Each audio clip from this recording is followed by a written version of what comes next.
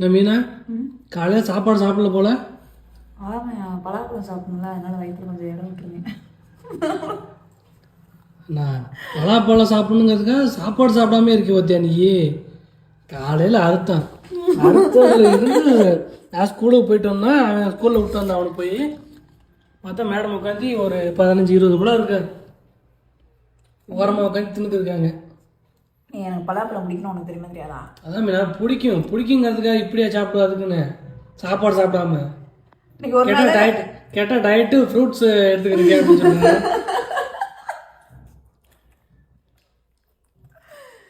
இப்போ என்ன பண்ணாலும் செல்ல தூக்கிட்டு வந்துடுறேன்.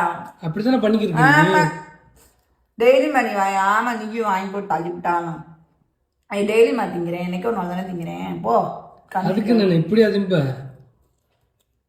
சரி, ஒரு 2 மட்டும் எடுத்துடும்.